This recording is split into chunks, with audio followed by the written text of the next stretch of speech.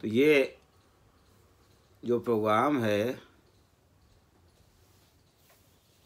असातिज़ा से मुलाकात का, ज़ाहिर है कि सब आप लोग अपने अपने इदारों में, अपने अपने शोबों में दर्स व तदरीस से वाबस्ता हैं। और ऐसा नहीं है कि मैं जो कुछ कहूँगा उसमें कुछ नया होगा या मेरी बातें आपके इल्म में इजाफ़े का ज़रिया होंगी। ये हम लोग सब आपस में एक दूसरे से जो बातें शेयर करते हैं, रिफ़्रेश इसीलिए कहा गया है कि हम लोग जो कुछ पढ़ा चुके हैं या पढ़ चुके हैं, उस तजुर्बात की बुनियाद पर एक दूसरे के बीच अपने ख़यालात शेयर कर लें। मैं कुछ आपसे सीखूं, हो सकता है कि मेरी बातों में कुछ आपको मिल जाए।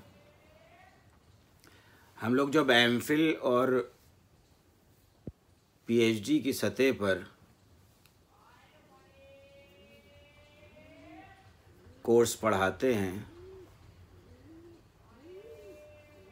तो जो रिसर्च का तरीक़ाकार और मतनी तनक़ीद यानी रिसर्च मेथडोलॉजी और टेक्सचुअल क्रिटिसिज्म के बारे में अपने तलबा को, अपने रिसर्च स्कॉलर को कुछ हिदायत देते हैं या कुछ रहनुमाई करते हैं, कुछ गाइडलाइंस कि किस तरह आपको रिसर्च करनी है, रिसर्च का तरीक़ाकार या तहक़ीक़ का तरीक़ाकार क्या है, क्या ये मतनी तनक़ीद और ये टेक्सचुअल क्रिटिसिज्म क्या होती है। जो बच्चे एमए करके आते हैं वो बिल्कुल इन इस्तिलाहों से भी नावाकिफ़ होते हैं कि रिसर्च का तरीक़ाकार या मतनी तनक़ीद का पेपर तो पढ़ लेते हैं, लेकिन ये मतनी तनक़ीद क्या होती है, इससे नावाक़फ़ियत होती है। जिस तालिब इल्म से या रिसर्च स्कॉलर से हम ये तवक्को करते हैं कि वो एक तहक़ीक़ी मक़ाला तहरीर करेगा, कलमबंद करेगा, वो रिसर्च के तरीक़ेकार से भी वाकिफ़ हो, वो मतनी तनक़ीद से भी वाकिफ़ हो कि मतनी तनक़ीद किसे कहते हैं। तदवीन और तहक़ीक़, ये तमाम इस्तिलाह हैं या ये सारी चीज़ें से वाक़फ़ियत उसकी होनी चाहिए। हमारे दर्सगाहों में या शोबों में अब इस तरह के मौज़ूआत तहक़ीक़ के लिए दिए जाते हैं कि जिनमें तहक़ीक़ कम और तनक़ीद ज़्यादा होती है। ये मौज़ूआत की क़िल्लत भी है और कुछ हम तालिब इल्मों को आसानियाँ फ़राहम भी करने के बारे में सोचते हैं। तहक़ीक़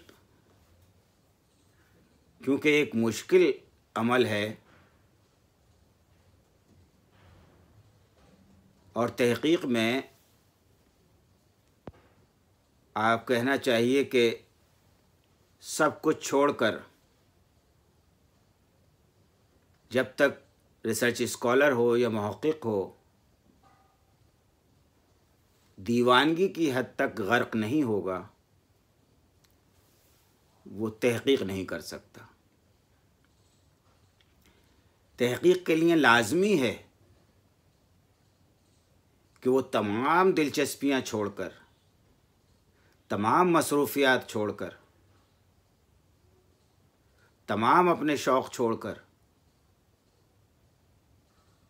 सिर्फ तहक़ीक़ की तरफ तवज्जो दे, तभी कुछ हासिल कर सकता है। कुछ नया करने के लिए, कुछ नया हासिल करने के लिए हर तरह की जद्दोजहद करनी पड़ती है। इसीलिए जो रिसर्च स्कॉलर या मुहक़्क़िक़ तहक़ीक़ की तरफ आते हैं, वो ऐसे मौज़ूआत का इंतख़ाब करते हैं जिसमें ज़हनी और जिस्मानी मेहनत ज़्यादा न करनी पड़े।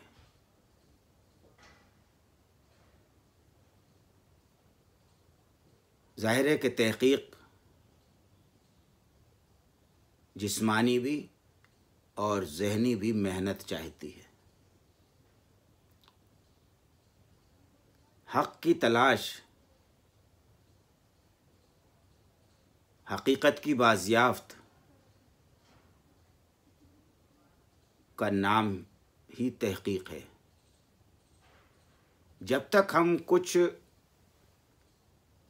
नया तलाश करके पेश नहीं करेंगे, तब तक हम तहक़ीक़ का हक़ अदा नहीं कर सकते। बसूरत दीगर जो हमारे दानिशगाहों में तहक़ीक़ी मक़ालात के नाम पर तनक़ीदी मक़ालात लिखे जा रहे हैं, वही सामने आएंगे। तालिबे इल्म रिसर्च के 5 साल या 6 साल गुजार कर चला जाता है, लेकिन वो न तदवीन के तरीक़ेकार से वाक़िफ़ हो पाता है और न तहक़ीक़ के।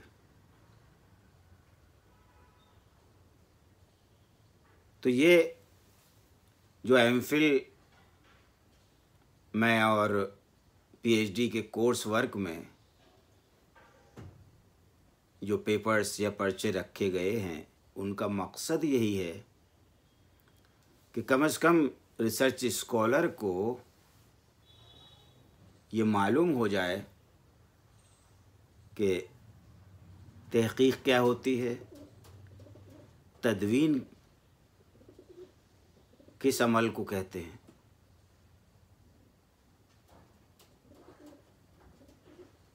देखिए, तदवीन आप सब हजरात वाकिफ़ हैं कि जब हम किसी मतन को दोबारा क़ारीन के सामने पेश करें, कदीम मतन को, तो इस सूरत में पेश करें कि वो हूबहू वही हो जो मुसन्निफ़ ने लिखा है। हमारे यहाँ उर्दू में हम सब जानते हैं कि उर्दू की जो 300-400 साल की तारीख़ है, उसमें बेशतर सरमाया कदीम जो है वो कलमी है, हाथ का लिखा हुआ है, जिसकी वजह से उसमें बहुत सी अगलात के शामिल होने की गुंजाइश रहती है।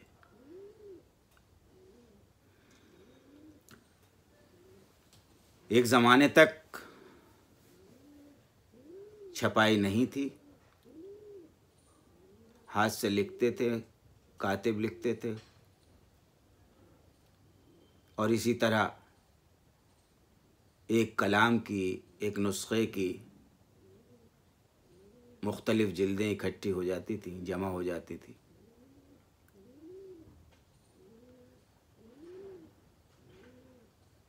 अब जो हम 200-300 साल बाद जब हमारे सामने वो किताबें आती हैं तो वो मुख्तलिफ नुस्ख़ों में मुख्तलिफ मतन हमें मिलता है, जिसकी वजह से कारी परेशान हो जाता है। मतन किताब की शक्ल में हो, ख़त की शक्ल में हो, कागज़ पे लिखा हो,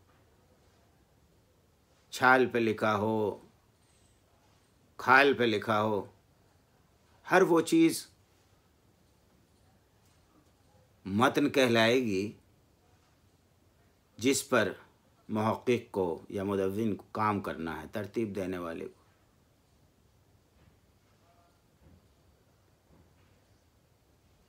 अब मतनी नक़ाद, देखिए नक़ाद तनक़ीद दो किस्म की होती है। जो हमारे रिसर्च स्कॉलर एमए तक पढ़ते चले आए हैं अमूमन, तो वो लिटरेरी तनक़ीद, अदबी तनक़ीद कहलाती है। जो हम किसी फ़न पारे पर तनक़ीदी इज़हार करते हैं, उसके महासिन और मायाइब को बयान करते हैं। लेकिन दूसरी चीज़ जो है वो है मतनी तनक़ीद। मतनी तनक़ीद, जैसा कि मैंने कहा कि मतन को, वो मतन जो मुसन्निफ़ पेश करना चाहता है, वो असल शक्ल में क़ारीन तक पहुँच जाए। मतनी तनक़ीद की ज़रूरत क्यों पड़ती है? देखिए, ये इसलिए है कि गलतियों के इम्कानात सिर्फ कातिब ही से नहीं होते, मुसन्निफ़ के लिखने में भी होते हैं। जब हम कुछ लिखने बैठते हैं और जब उस पर नज़र सानी करते हैं तो अमूमन अल्फाज छूट जाते हैं। इसलिए नज़र सानी ज़रूरी होती है। आजकल बार बार किताब के छपने से पहले प्रूफ रीडिंग की क्यों ज़रूरत पड़ती है? इसीलिए कि गलतियां रह जाती हैं। इसके बावजूद भी आज भी कंप्यूटर से किताबें लिखी जाती हैं, उसमें बहुत कुछ गलतियां बाकी रहती हैं और हर पढ़ने वाला जो छपी हुई चीज़ होती है, मतबूआ चीज़ होती है, उसी को सच मानता है, उसी को हकीकत समझता है। इसलिए लाजमी है कि जो मतबूआ मतन हो वो 100% सही हो। कातिब जो लिखता है, नक़ल नवीस जो नक़ल करता है, उससे भी गलतियां होती हैं। लग़्ज़िश कलम, लग़्ज़िश गोश, लग़्ज़िश चश्म के सबब गलतियों के इम्कानात होते हैं। कहीं कोई कातिब लिख रहा है और उसका मुसन्निफ जो है वो उसे लिखवा रहा है, बोलता जा रहा है, तो सुनने में गलती हो सकती है, लिखने में गलती हो सकती है। आप लोग सब वाकिफ़ हैं कि बहुत सी हमारे यहाँ जो दास्तानें हैं वो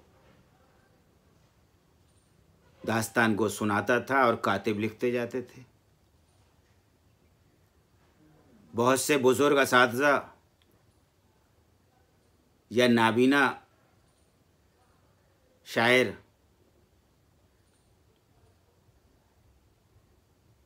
अपना कलाम अपने शागिर्दों से लिखवाते थे, उसमें भी गलती के इम्कानात हैं। ऐसी सूरत में मतनी तनकीद की ज़रूरत पड़ती है।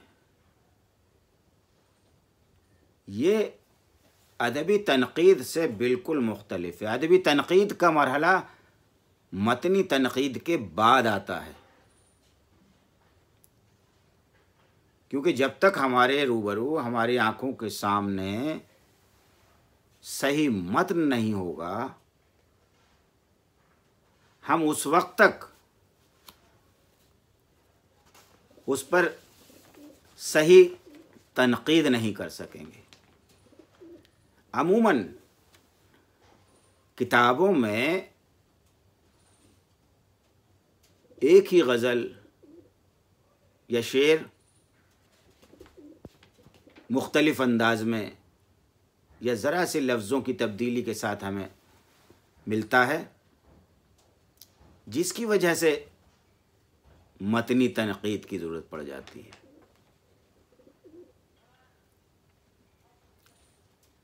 एक मैं मिसाल दूं,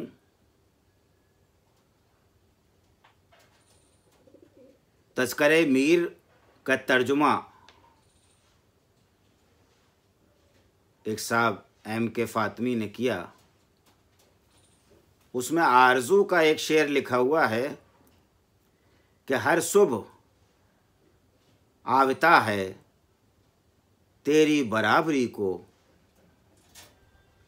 क्या दिन लगे हैं देखो खुर्शीद खावरी को।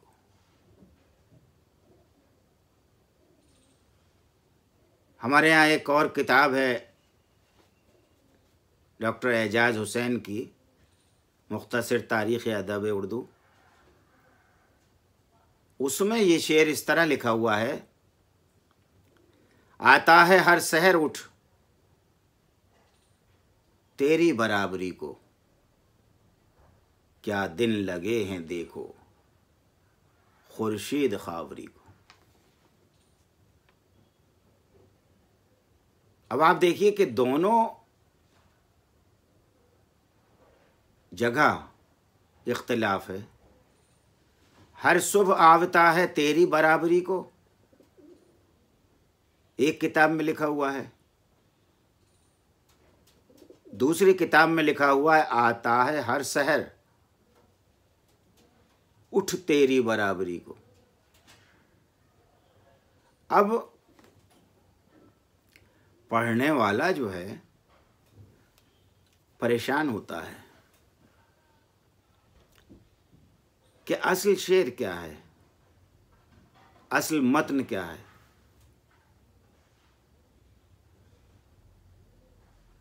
इसके लिए या इसकी तहकीक की करता है वो, यही मतनी नाक़िद का अमल है और यही मतनी तनकीद है। जब हम सही मतन पेश कर देंगे उसके बाद ही सही अदबी तनकीद होगी, वरना होता क्या है कि गलत मतन पर अगर लोग राय दे दें तनकीद कर दें तो वो राय भी गलत हो सकती है। जो चीज़ असली है ही नहीं उस पर अगर आप कोई राय दे रहे हैं तो वो मेरा ख्याल है कि वो सही नहीं मानी जाएगी। मतनी तनकीद का मकसद ही ये है कि हम हद्दुल इम्कान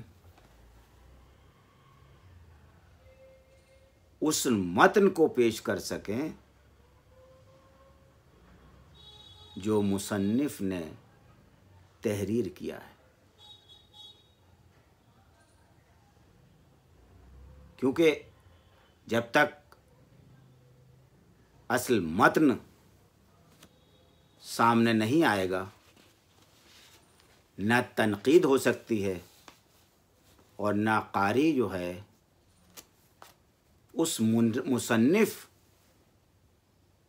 के बारे में कोई राय कायम कर सकेगा।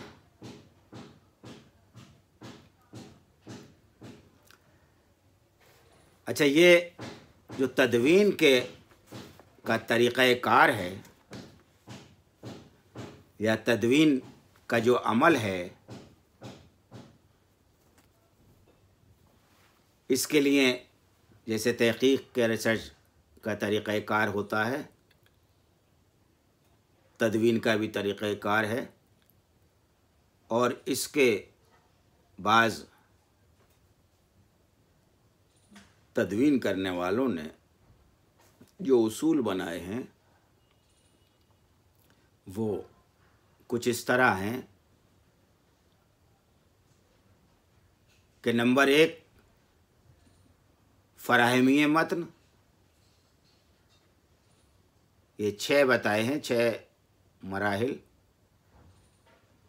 नंबर 1 फ़राहमी मतन, नंबर 2 तरतीब मतन, नंबर 3 तसीह मतन, नंबर 4 तहक़ीक़ मतन, नंबर 5 तनक़ीद मतन और नंबर 6 फिर तौज़ीह मतन, इशारिया या हवाशी वग़ैरह। अब आप ये देखें कि ये मुख्तलिफ़ मराहिल या इन मुख्तलिफ़ मराहिल से गुज़रने के बाद जो मतन सामने आएगा तो उम्मीद की जा सकती है कि वो मतन या उस मतन की शक्ल वो होगी जो मुसन्निफ ने पेश की है। हो सकता है कि उसके बाद भी कुछ कमियां रह जाएं, लेकिन तदवीन करने वाले की ये कोशिश होती है कि वह हद्दुल इम्कान उस मतन को पेश कर सके जो मुसन्निफ ने पेश किया है। जब हम पहले मरहले की तरफ आते हैं, फ़राहमी मतन, फ़राहमी मतन जो है वो सबसे मुश्किल मरहला है। हम अपने रिसर्च स्कॉलर्स को क्लासों में जब बताते हैं कि फ़राहमी मतन सबसे मुश्किल मरहला है, इसमें ज़हनी मशक्क़त से ज़्यादा जिस्मानी मशक्क़त का दखल होता है।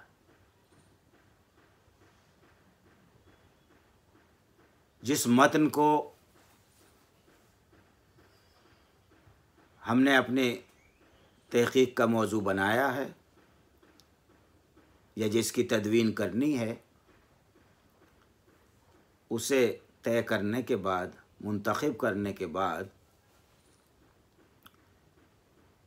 जो पहला मरहला फराहमी मतन का आया, फ़र्ज़ कीजिए कि हमें किसी मतन का एक नुस्ख़ा दस्तयाब हुआ और एक नुस्ख़ा दस्तयाब होने के बाद जब उसकी क़िरत की तो उसमें जगह जगह बहुत सी अगलात नज़र आई। अब लाजिम है कि हम उन अगलात की तसीह के लिए उस मतन के दूसरे नुस्ख़ों को हासिल करें और ये नुस्खे ज़रूरी नहीं है कि हमें किसी एक जगह दस्तयाब हो जाएं। इसके लिए मुख्तलिफ़ यूनिवर्सिटियों में, मुख्तलिफ़ लाइब्रेरियों में, लोगों के ज़ाती कुतुब खाने में, और आजकल जो सहूलत है कंप्यूटर पर, हर तरह से कोशिश करनी पड़ेगी हमें कि इस मतन के दूसरे नुस्खे हमें हासिल हो जाएं। देखिए, जब तक किसी भी मतन के दूसरे नुस्खे हासिल नहीं होंगे तो हम मवाजना नहीं कर सकते, गलतियों की तसीह नहीं कर सकते, असल मतन तक नहीं पहुंच सकते। मुश्किल उस वक्त होती है जब किसी मतन का सिर्फ एक ही नुस्खा दस्तयाब हो, क्योंकि एक नुस्खा दस्तयाब होने से ना तदवीन करने वाले को तसीह की सहूलत मिल सकती है, ना वो मवाजना कर सकता है। फ़र्ज़ कीजिए कि जो मतन उसे दस्तयाब हुआ है उसमें कुछ अल्फाज गायब हैं, किरम खुर्दा है, कुछ सफ़ात गायब हैं, तो एक नुस्खे की सूरत में ये मुमकिन ही नहीं है कि वो फिर उसे सब कुछ अपने तौर पर करना होगा, अंदाजे से। मैं ख़ुद अपना ज़ाती तजुर्बा आपको बताऊं, 1990 में मुझे एक शख्स के ज़ाती कुतुब खाने से एक किताब मिली जिसका नाम है रियाज़े दिलरुबा। मुझे लगा कि ये किताब जो है इसमें नावल के नक्श दिखाई दे रहे हैं। नावल जो है हमारे यहाँ उर्दू में, आपको मालूम है कि 1869 में उसकी इब्तिदा मानी जाती है, नज़ीर अहमद के नावल से, मिरातुल उरूस से। लेकिन बाज़ लोगों ने दूसरी किताबें भी पेश की कि उर्दू का ये पहला नावल है ये। तो ये जो किताब मुझे मिली ये 1832 की लिखी हुई थी और इसमें दास्तानवी अंदाज में एक आम आदमी की कहानी थी।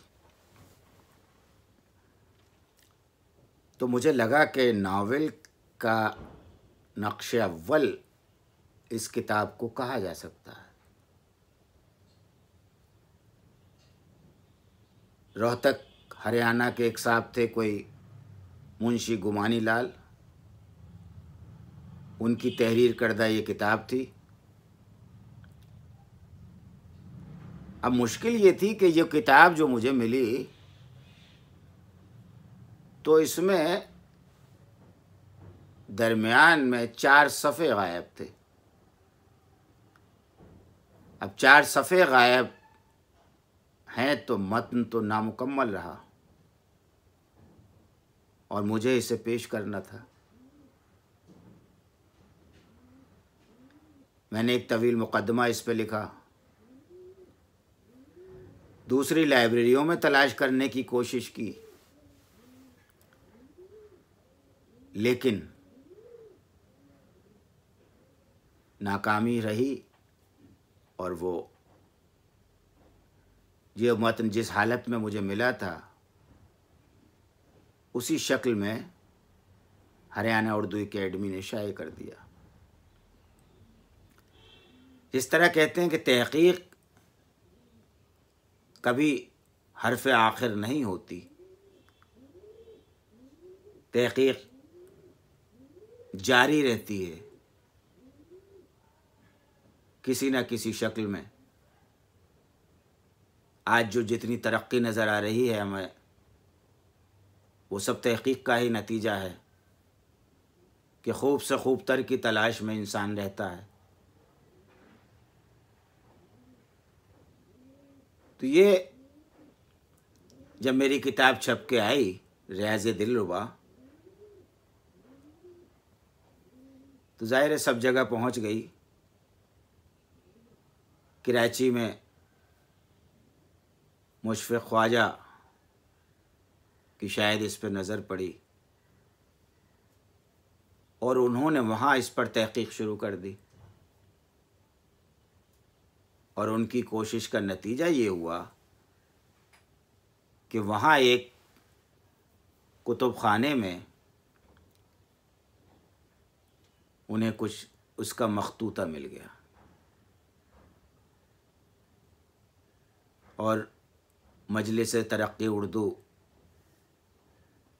लाहौर ने उसे मुकम्मल किताब को फिर शाये कर दिया। तो ये जो अमल है तहक़ीक़ का, यानी असल मतन तलाश के बाद मिला, तो फ़राहमी मतन जो है बुनियादी चीज़ है। फ़राहमी मतन में हम हर मुमकिन कोशिश करें कि जो कुछ जहाँ भी मतन दस्तयाब है वो उसके बाद अगला काम शुरू किया जाए, आइंदा काम शुरू किया जाए, क्योंकि जब तक पूरा मतन हासिल नहीं होगा तहक़ीक़ का अमल या तदवीन का अमल मुकम्मल नहीं हो पाएगा। लाइब्रेरियों में, ज़ाती लाइब्रेरियों में, या आजकल अब बड़ी बड़ी लाइब्रेरियाँ मौजूद हैं जो फ़िल्में उसकी फ़राहम कर देती हैं, उसका अक्स फ़राहम कर देती हैं। तमाम मतन हत्तुल इम्कान हर मुमकिन ये कोशिश हो कि उसे यकजा किया जाए, क्योंकि जब हम आवाज़ इकट्ठा हो जाएगा तभी हम असल तक पहुंच सकेंगे।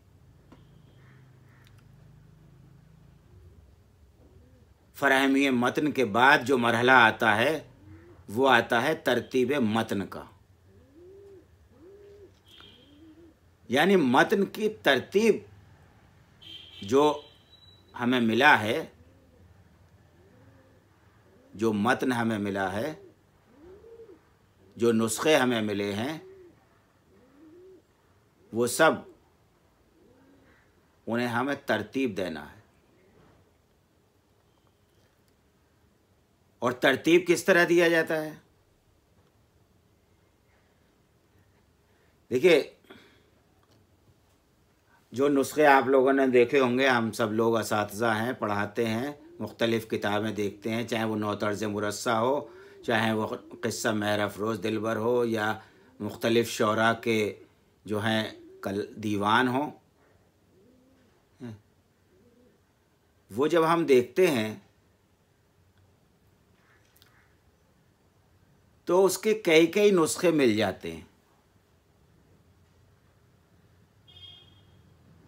अब जब तरतीब दी जाती है तो तरतीब में एक नुस्खे को बुनियाद बनाते हैं और बाकी नुस्खों से उसका मवाजना करते हैं। अब बुनियादी नुस्खा मरकज़ी नुस्खा या बुनियादी नुस्खा किसे बनाएंगे, इस पे भी गौर करना पड़ता है। फ़र्ज़ कीजिए कि हमें किसी किताब के 4 नुस्खे दस्तयाब हुए और उसमें एक नुस्खा मुसन्निफ़ के हाथ का लिखा हुआ है और दूसरा नुस्खा उस नुस्खे से नक़ल किया हुआ है। कोई ऐसा भी नुस्खा है जो मुसन्निफ़ के इंतकाल के बाद का है, कुछ अरसे बाद का लिखा हुआ है। यहाँ बुनियादी नुस्खा या बुनियादी मतन हम उसे बनाएंगे जो मुसन्निफ़ के हाथ का लिखा हुआ है, क्योंकि हमारा मकसद मुसन्निफ़ के मतन को उस शक्ल में पेश करना है जो उसने बयान किया है। या फिर अगर फ़र्ज़ कीजिए कि मुसन्निफ़ के हाथ का नुस्खा नहीं मिलता है और किसी कातिब के हाथ का नुस्खा मिलता है, तो उस नुस्खे को बुनियाद बनाया जाएगा। वो बुनियादी नुस्खा होगा जो मुसन्निफ़ की ज़िंदगी में लिखा गया है और मुसन्निफ़ ने उस पर नज़र सानी की है।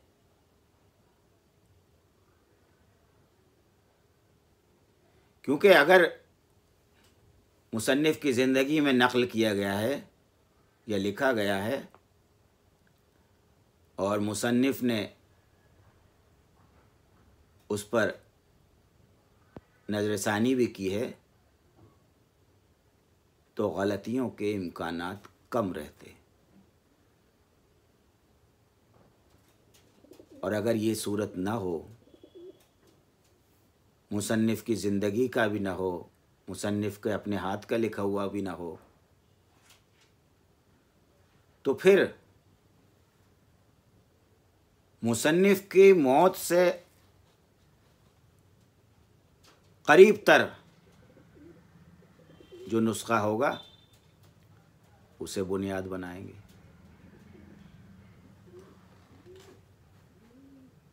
मेरा ख़ुद ज़ाती तजुर्बा है, जब मरहूम मारूफ मुहक़्क़िक़ रशीद हसन ख़ां फ़साने अजाइब की तदवीन कर रहे थे, तो मैं उनके साथ शरीक था शोबे उर्दू दिल्ली यूनिवर्सिटी में, और उन्होंने एक नुस्खे को बुनियादी नुस्खा बनाया और बाकी नुस्खे जो थे उनसे मवाजना करके एक सही मतन, मुस्तनद मतन पेश किया। मवाजने का उन्होंने तरीक़ा ये इख्तियार किया था कि बुनियादी नुस्खा अपने सामने रखते थे और हम कुछ लोग उनके सामने बैठते थे उसमें डॉक्टर तनवीर अहमद अलवी भी थे, ये खाकसार भी था, अमीर हुसैन नूरानी साहब भी थे। रशीद साहब असल मतन जो है, बुनियादी नुस्खे का मतन पढ़ते जाते थे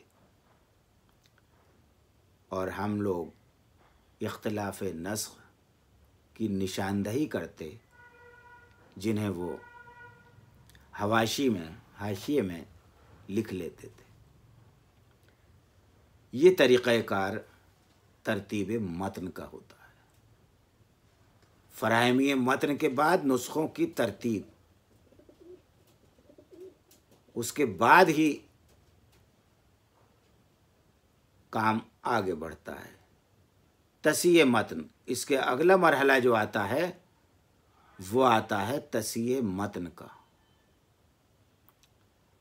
बुनियादी काम जो है वो तसीह मतन है,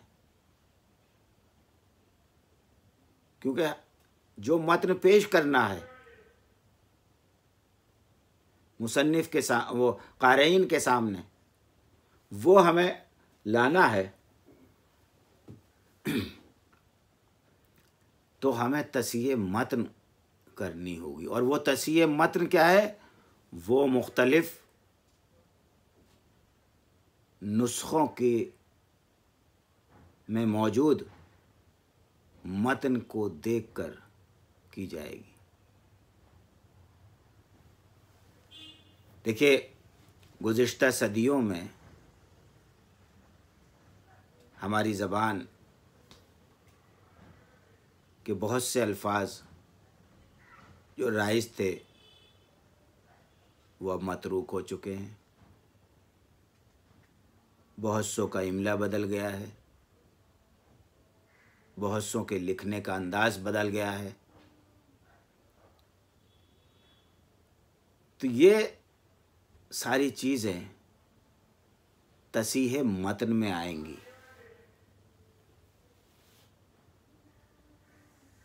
जैसा मैंने एक पहले शेर सुनाया था आपको कि हर सुबह आवता है तेरी बराबरी को, इस तरह की जो गलतियां हैं उनकी तसीह मुख्तलिफ नुस्खों में मौजूद मतन की बुनियाद पर की जाएगी।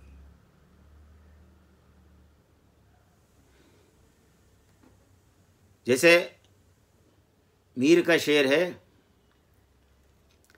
कि सरहाने मीर के आहिस्ता बोलो,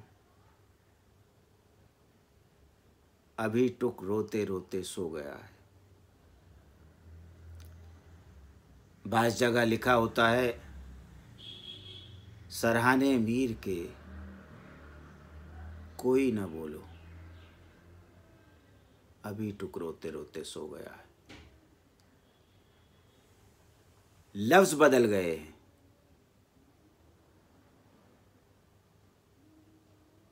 ये देखना है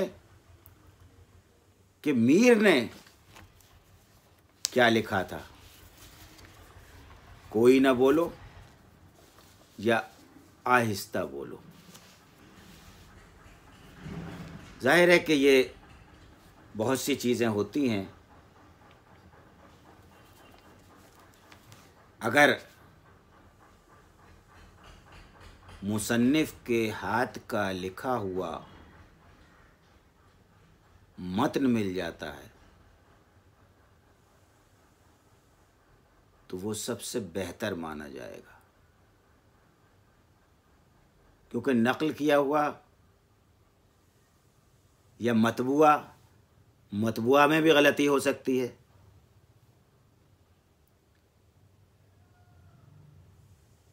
आज भी हम देखते हैं कि हमारे यहाँ इतनी किताबें आती हैं और उन किताबों में बहुत सी गलतियाँ होती हैं।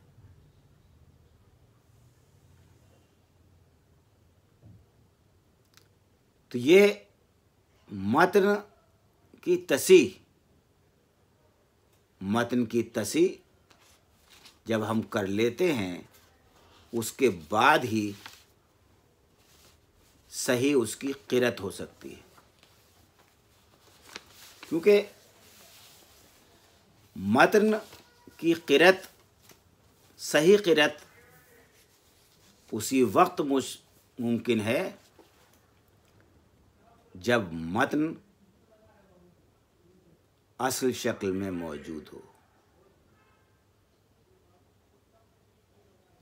उर्दू में मुश्किल ये है कि आप देखें कि उर्दू में ज़रा से नुक्तों के इधर से उधर होने में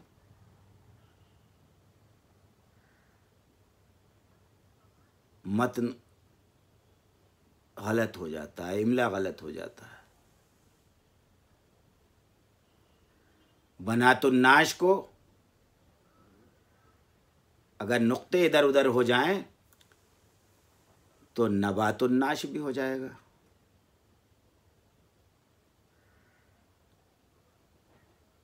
हमारे यहाँ उर्दू में एक दुश्वारी ये भी है, और भी ज़बानों में होती है, हमारे यहाँ क्या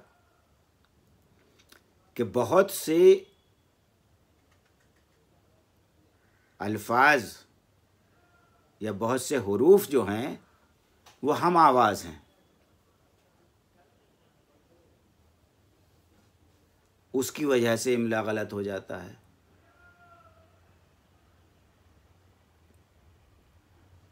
समर सीन से लिख दीजिए, स्वाद से लिख दीजिए, या से लिख दीजिए। नज़र जोय से लिखिए या जाल से लिखिए। ये सारी चीज़ें देखिए, कातिब जो होता है, कातिब के बारे में मशहूर है कि वो तो मक्खी पर मक्खी मारता है। कातिब ज़्यादा तालीम याफ्ता बहुत कम होते हैं। जिन लोगों ने वो वक्त देखा है जब किताबें मिस्तर पर यानी पीला कागज़ हुआ करता था और उससे ज़ाफ़रानी रोशनाई से उस पर लिखा जाता था,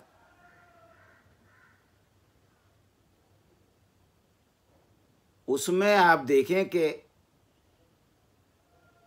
अगर मक्खी भी कहीं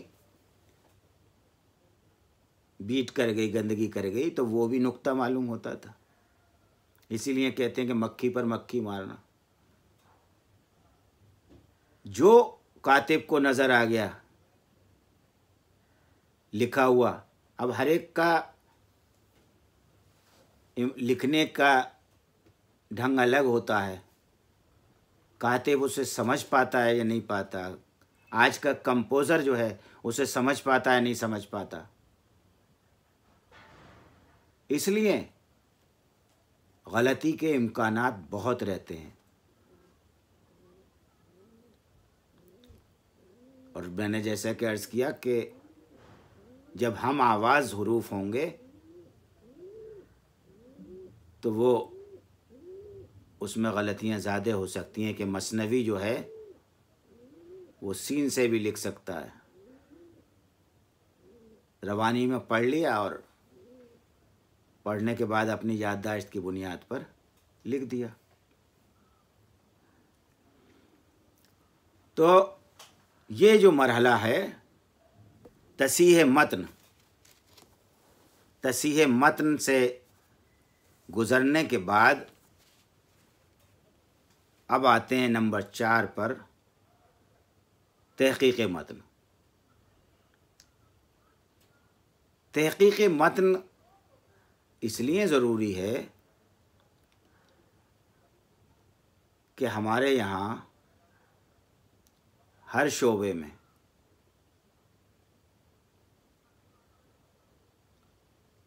बेईमानी, फ्रॉड सब जगह होता है। गलती से भी हो जाता है और जानबूझकर भी होता है। तो तहकीक मतन का मरहला ये है कि जो मतन हमें दस्तयाब हुआ है, जो मतन हमारे पास मौजूद है, क्या वो सही है? उर्दू में आम तौर पर ये शिकायतें रही हैं कि किसी का कलाम किसी के नाम से शाये हो गया,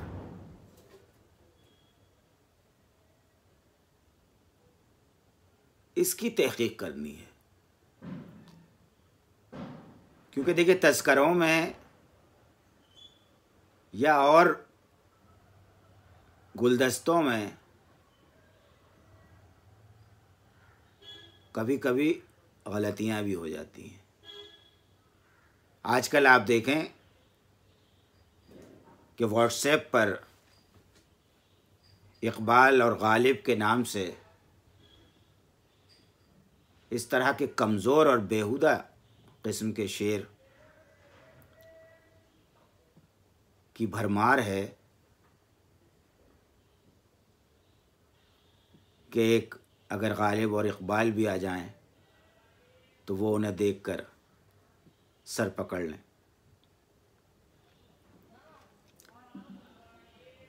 ये हर ज़माने में होता आया है। इल्हाक़ी कलाम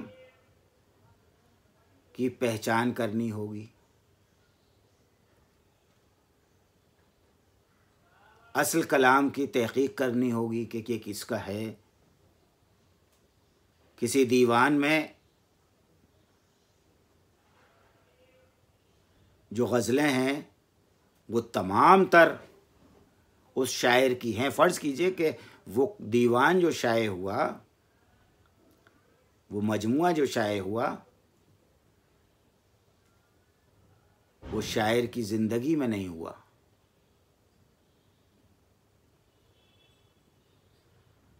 तो कैसे यकीन किया जा सकता है कि इसमें तमाम गज़लें उसी शायर की होंगी जिसके नाम से ये दीवान मंसूब है, जिसकी ये किताब है। बहादुर शाह ज़फ़र के बारे में बार बार कहा जाता है कि उनके कलाम में इल्हाक़ी कलाम है। मीर के नाम से, गालिब के नाम से बहुत सी गज़लें मंसूब हैं।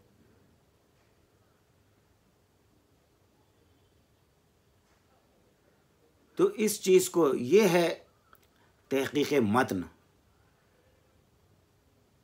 कि जो गज़लें या जो कलाम या जो किताब जिसके नाम से पेश की गई है, क्या वो सही है। यहाँ जाली और मुस्तनद नुस्ख़ों को दाखिली और ख़ारजी शवाहिद के बुनियाद पर पहचानना होगा, उनकी शनाख्त करनी होगी।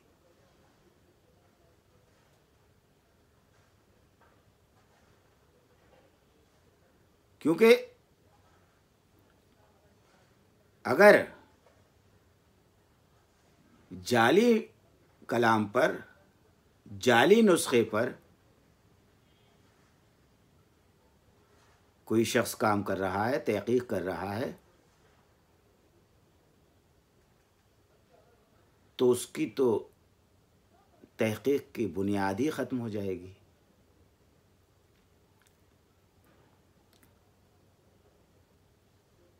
जाली और मुस्तनद कलाम के लिए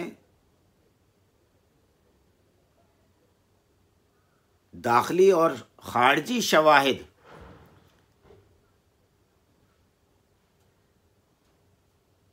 की बुनियाद पर फैसला करना होगा। खारजी शवाहिद ये कि कागज़ किस ज़माने का है, स्याही कौन सी इस्तेमाल हुई है, क्या कागज़ 200-300 साल पुराना है, क्या स्याही जो इसमें इस्तेमाल की गई है वो कदीम है।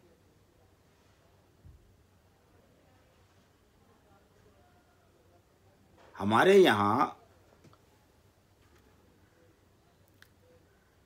यहाँ क्या सब जगह, हर शोबे में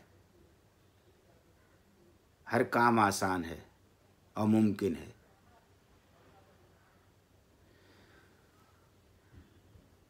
कदीम मखतूतात आज 21वीं सदी में भी तैयार किए जा सकते हैं।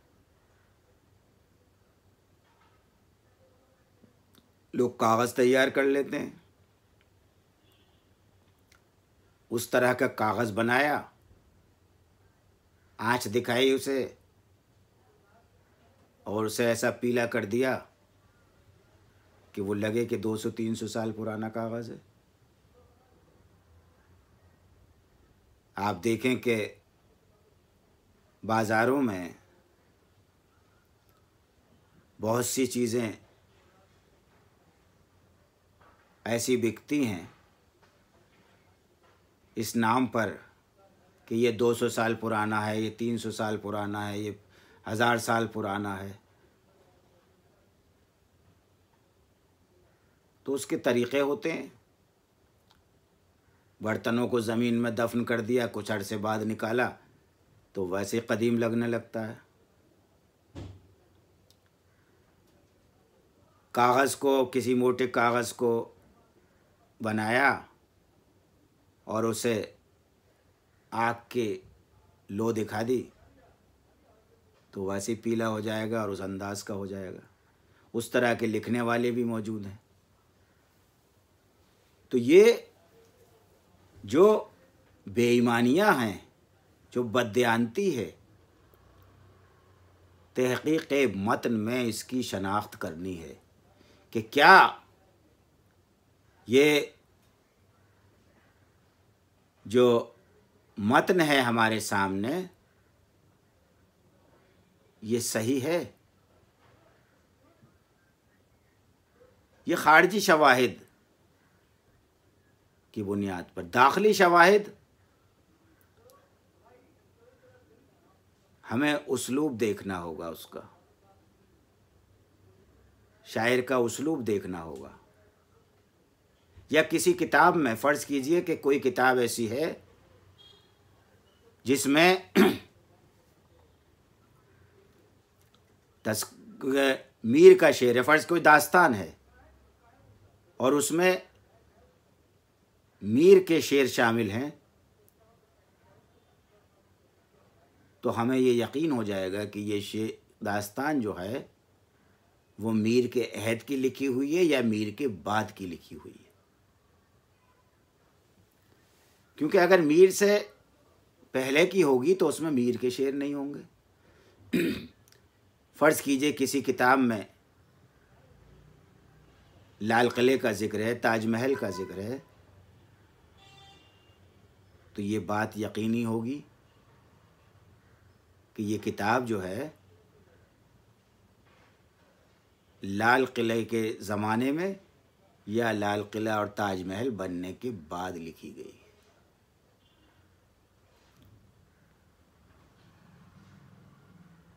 इसके अलावा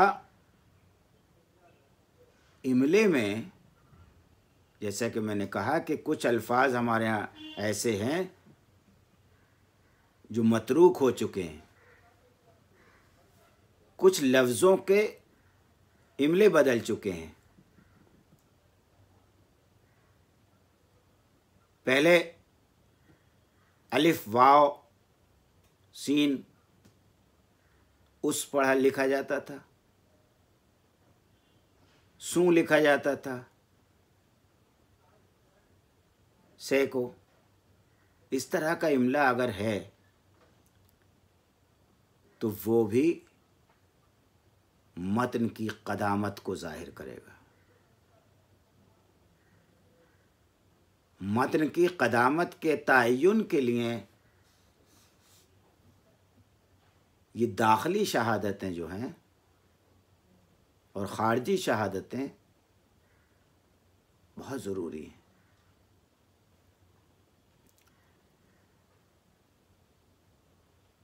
दाखिली शहादतों में मुसन्निफ़ का तर्ज़ तहरीर भी देखना होगा। आज भी हम सब लोग तहरीर जब कोई करते हैं तहरीर, तो हर एक की तहरीर का अंदाज़ मुख्तलिफ होता है और उस अंदाज से पहचाना जाता है कि ये फ़लाँ शख्स का लिखा हुआ है, ये उस शख्स का लिखा हुआ है। इससे अंदाज़ा होता है। अगर किसी मुसन्निफ़ या शायर की मुतअद्दिद तहरीरें मौजूद हैं तो उसकी बुनियाद पर हम सही मतन तक पहुंच सकते हैं।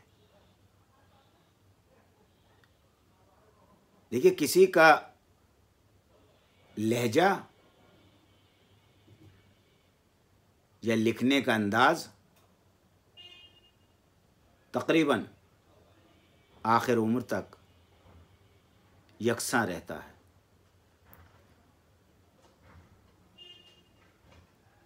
तो तहरीर के अंदाज से कि ये शख्स फ़लाँ लफ्ज़ कैसे बनाता है, ये शख्स नुक्ते कैसे लगाता है, उससे मतन की तहक़ीक़ होगी। इन मराहिल से गुज़रने के बाद, यानी हम तहक़ीक़ मतन के बाद जब ये बात यकीनी हो जाए कि ये सही मतन हमारे सामने है, तब जो मरहला आएगा वो 5वां मरहला, यानी तनक़ीद मतन। तनक़ीद मतन से मुराद ये है कि अब तक हम जिन मराहिल से गुज़रे, यानी फ़राहमी मतन, तरतीब मतन, तस्हीह मतन और तहक़ीक़ मतन के बाद हमारे सामने जो मतन आया, उसकी हम तनक़ीदी परख करें, तनक़ीदी तज्ज़िया करें। उसके मयार का, तनक़ीद क्या है, अदबी तनक़ीद जैसे पहले बात हुई कि किसी भी मतन के महासिन और मायब को बयान किया जाए। तो देखिए, तनक़ीद मैंने पहले भी कहा था कि तनक़ीद तख़लीक़ के बाद का मरहला है। तनक़ीद तख़लीक़ पहले आती है, तनक़ीद बाद में आती है। जब कोई चीज़ बन जाती है, तैयार हो जाती है, तब उसकी अच्छाई और बुराई बयान की जाती है, तब उस पर कोई तनक़ीदी तबसरा किया जाता है। आप ये देखें कि जब हमने, यानी तदवीन करने वाले ने, मुहक़्क़िक़ ने इन तमाम मराहिल से गुज़रने के बाद एक मतन हासिल कर लिया, सही मतन, अपनी दानिस्त में वो मतन जो मुसन्निफ़ ने पेश किया होगा, तब हम उस पर तनक़ीदी राय देने के हक़दार हैं।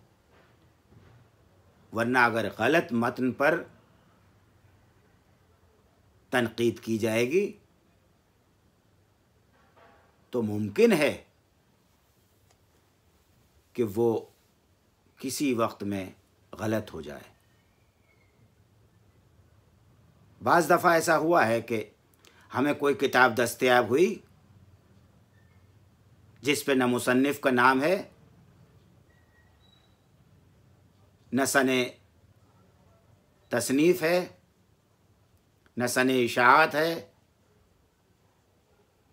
और वो किसी मुसन्निफ़ के नाम से मंसूब हो गई। लोगों ने उसी की बुनियाद पर तमाम तर तनकीद कर डाली। बाद में मालूम हुआ कि वो किताब तो उस शख्स की है ही नहीं। अब फ़र्ज़ कीजिए कि हमारे उर्दू में जो एक दास्तान है क़िस्सा महर अफ़रोज़ दिलबर, जिसे प्रोफेसर मसूद हुसैन ख़ां ने पेश किया, उस पर न सन तसनीफ़ लिखा हुआ है, न मुसन्निफ़ का नाम है, और न किताब का नाम। बस एक सफ़े पर हाथ से किसी ने लिख दिया है क़िस्सा महर अफ़रोज़ व दिलबर, ईसवी ख़ां बहादुर। वहाँ अंग्रेज़ी में भी कुछ लिखा हुआ है। अब क्योंकि महर अफ़रोज़ व दिलबर जो हैं हीरो हीरोइन है, तो उसकी मुनासबत से इसका नाम क़िस्से का रख लिया। मुमकिन है कि क़िस्से का नाम मुसन्निफ़ ने कुछ और रखा हो। अच्छा, ईसवी ख़ां बहादुर के बारे में यह है कि मुमकिन है कि ईसवी ख़ां बहादुर के पास ये नुस्खा रहा हो, उसने अपना नाम लिख दिया हो, किसी और की हो किताब। इसलिए मैंने जैसे कहा कि तहक़ीक़ मतन में दाखिली और ख़ारिजी शवाहिद के बाद मसूद हुसैन ख़ां ने यह अंदाज़ा लगाया कि ये मोहम्मद शाह रंगीला के ज़माने की किताब है, और ईसवी ख़ां बहादुर नाम का उस ज़माने में एक शख्स था जिसकी दीगर तसानीफ़ भी हैं, तो मुमकिन है कि उसी की। हो सकता है कि कल कोई और मुहक़्क़िक़ आए और कहीं से और इसका कोई नुस्खा मिल जाए, तो तहक़ीक़ बदल भी सकती है, फ़ैसले बदल भी सकते हैं। आप देखें कि तहक़ीक़ अदालतों में जो तहक़ीक़ होती है, तफ्तीश होती है, उसकी बुनियाद भी तो दाखिली और ख़ारिजी शवाहिद पर होती है। तो वही दाखिली और ख़ारिजी शवाहिद हमें यहाँ भी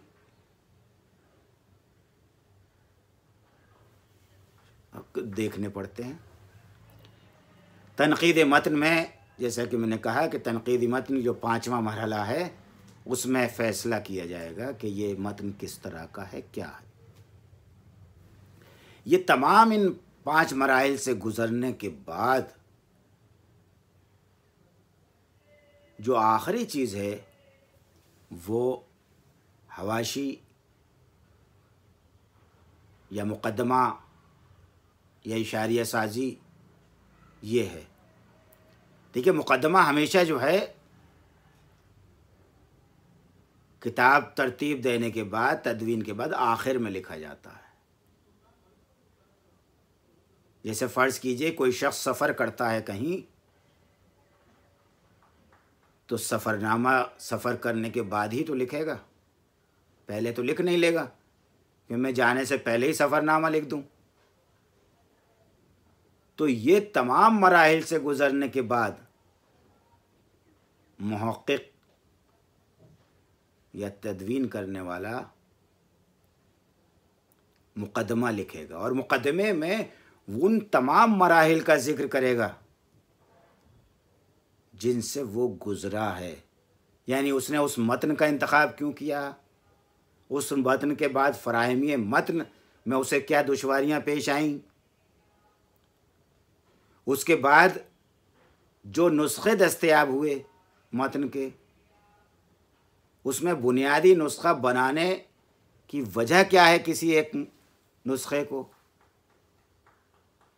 इसके बाद इख्तिलाफ़ात जो नस्ख़ में मुख्तलिफ़ नुस्ख़ों में जो इख्तिलाफ़ात हैं उसका तज़किरा करेगा। जो इमले की गलतियाँ हैं, जो मतरूक अल्फाज हैं, उन तमाम बातों का मुक़दमे में तफसील से ज़िक्र करना पड़ेगा। और ज़रूरी है भाई एक शख्स जब अपना काम करता है, कोई चाहे वो मेमार हो या कोई और भी काम करने वाला, तो वो उससे जब पूछा जाएगा कि भाई आपने ये ताजमहल कैसे बनाया, तो शुरू से लेकर आखिर तक वो जब तक अपनी कहानी बयान नहीं करेगा तो लोगों को ना तो सही इल्म होगा और न ये मालूम होगा कि ये इतनी खूबसूरत इमारत किन मराहिल से गुज़रने के बाद तैयार हुई है। तो ये मुक़दमे में ज़िक्र किया जाएगा। अच्छा, हवाशी, आजकल आप देखें कि आजकल हवाशी का तरीक़ा दूसरा हो गया है कंप्यूटर की वजह से। पहले कंप्यूटर जब नहीं था तो हाशिया जो लिखा जाता था वो उसी सफ़े पर नीचे लिखे जाते थे, लेकिन अब जो है कंप्यूटर में क्योंकि मैटर आगे पीछे खिसक जाता है तसी करने में, तो आखिर में दे देते हैं। हवाशी किसी भी तदवीन के करते वक्त इसलिए लाजमी है कि क्या हम मुख्तलिफ़ नुस्ख़ों से इस्तिफ़ादा करते हैं, मुख्तलिफ़ नुस्ख़ों के इख्तिलाफ़ात को बयान करते हैं, तो उसमें उस इख्तिलाफ़ को, उस तब्दीली को जो हमने अपने तौर पर की है, उन सब का बयान हवाशी में किया जाता है। एक बात और मैं आपसे अर्ज़ करूं कि जब हमें अगर फ़र्ज़ कीजिए कि किसी मतन के कई नुस्खे, एक से ज़्यादा नुस्खे मिलते हैं, तो नुस्ख़ों पर हम नंबर डाल देते हैं, नुस्ख़ा नंबर 1, नुस्ख़ा नंबर 2, 3, 4। ये जब आप पढ़ेंगे नुस्ख़ों की दर्जा बंदी एक अलग मरहला है। जो हमने आपसे कहा था तरतीब मतन वो नुस्ख़ों की दर्जा बंदी कि हमें कौन सा नुस्ख़ा पहले रखना है, कौन सा बाद में रखना है, वो नंबर डाल के, तो हवाशी के इख्तिलाफ़ात जो हैं वो नुस्ख़ों के जो इख्तिलाफ़ात हैं वो हवाशी में दर्ज करने होंगे। किसी लफ्ज़ का अगर इमला हम तब्दील कर रहे हैं, उसका ज़िक्र हमें हाशिए में करना होगा। कहीं किरम खुर्दा है, लफ्ज़ गायब है, और हम अपने दानिस्त में या अपनी समझ से उसकी जगह कोई लफ्ज़ लिख रहे हैं, तो वो भी उसमें लिखना होगा। इसके साथ ही एक मुश्किल मरहला होता है जो बहुत कम किताबों में होता है, इशारिया साज़ी। इशारिया साज़ी अगर किसी किताब में है तो वो बहुत कारआमद होती है, लेकिन बहुत मुश्किल मरहला है। अब आप देखें जैसे तारीख़ अदब उर्दू है डॉक्टर जमील जालवी की, कई जिल्दों में है, उसके इशारिये से बहुत सहूलत है, लेकिन ये ज़रा मुश्किल काम है, इसलिए बहुत से मुहक़्क़िक़ या मुदव्विन कम करते हैं इसे। अगर हो तो बहुत अच्छा है। इसके अलावा फ़रहंग, क्योंकि जो हमारे क़दीम मतन हैं उसमें ज़्यादातर ऐसे अल्फाज का भी इस्तेमाल होता है, ख़ास तौर से जब अगर हम दक्कनी अदब की तदवीन करें, दक्कनी मतन हो, तो उसकी फ़रहंग लाज़मी है। फ़रहंग के बग़ैर मतन को समझना मुश्किल होता है। 200 साल पहले, 300 साल पहले का मतन और ख़ुसूसन दक्कनी मतन को, तो फ़रहंग साजी का भी तदवीन के काम में अहम है। असातिज़ाए कराम, ये मुख्तसरन जो मैंने गुफ्तगू की है, मुमकिन है कि शायद कुछ इसमें एक आध कारामद बात हो। मैं समझता हूँ कि आप तमाम साहिब इल्म लोग हैं, मुझसे बेहतर जानते हैं, दर्स व तदरीस से वाबस्ता हैं। खुदा करे कि आप उर्दू के फ़रोग़ में अहम किरदार अदा करें और उर्दू अदब के असल मतन को तलबा के रूबरू पेश करें। बहुत बहुत शुक्रिया।